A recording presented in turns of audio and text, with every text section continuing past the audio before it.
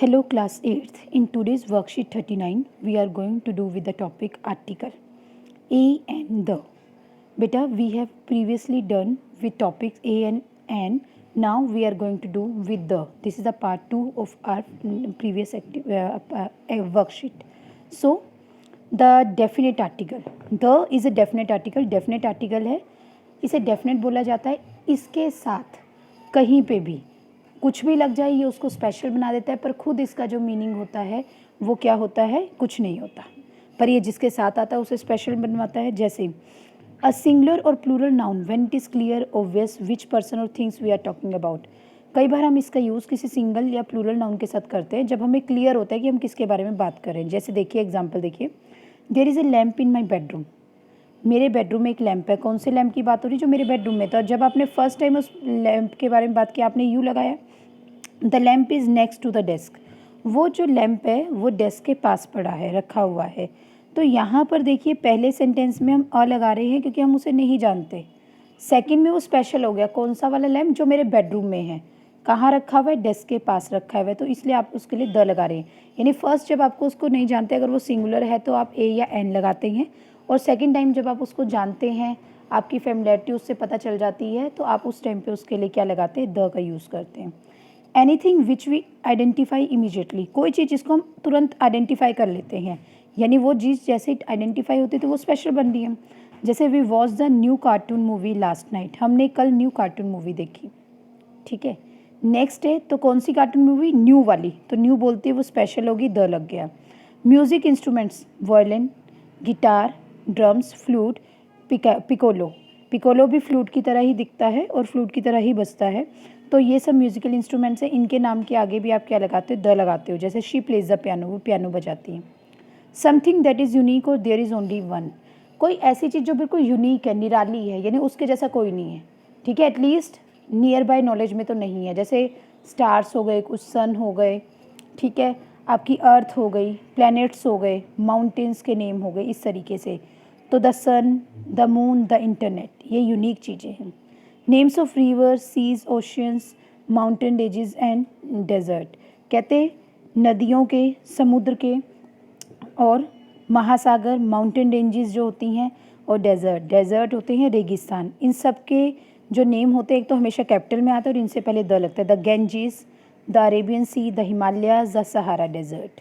Direction, cardinal points, direction जो होती हैं उनके लिए भी हम द लगाते हैं. The west, the south east, the north east, the east.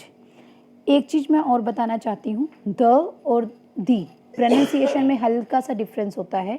जब आप वावल साउंड यूज़ करते हैं तो वावल से अगर कोई वर्ड शुरू हो रहा है तो आप दी का यूज़ करते हैं. जैसे आपने मूवीज़ के एंड में देखा होगा दी एंड, मूवी के एंड में दी एंड आता है.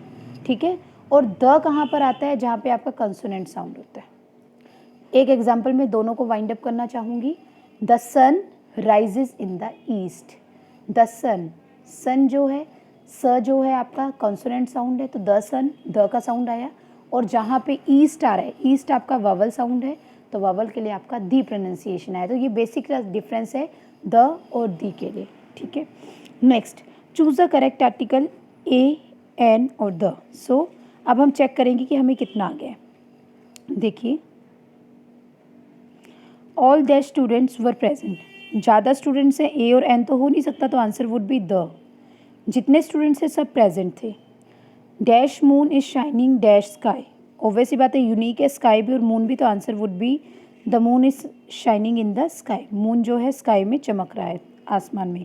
आई think dash man over there is very ill, he can't stand on his feet, मुझे लगता है वो आदमी जो वहाँ खड़ा है, कौन सा आदमी, जो वहाँ खड़ा है, वो स्पेशल हो गया, तो वो बीमार है और वो चल नहीं सकता, कहते अपने पैरों पे खड़े नहीं हो सकता. तो यहाँ पर भी आंसर दी आएगा. I think the man over there is very ill, he can't stand on his feet.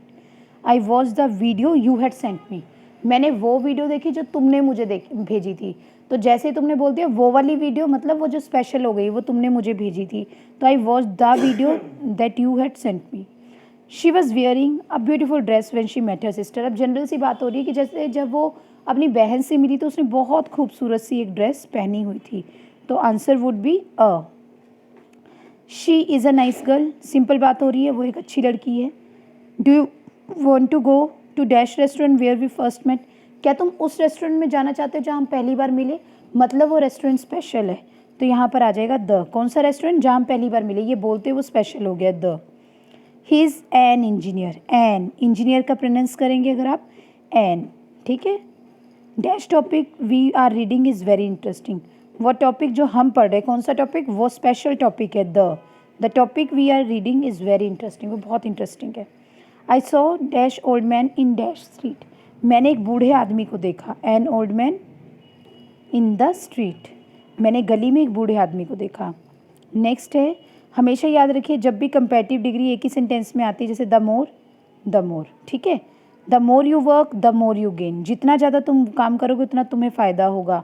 तो ये जो है सेंटेंस है, इसमें देखिए दोनों में कंपैरिजन जो चल रहा है, साथ के हैंड ऑन हैंड चल रहा है, और इसके लिए आपका दोनों जगह द लगेगा। ये हमेशा याद रखिए, ये रूल है कि अगर दो कंपैरेटिव डिग्री सेम आ रखी हैं एक ही सेंटेंस में, जैसे द मोर द मैरियर, जितना ज़्यादा उतना अच्छा, ठीक है।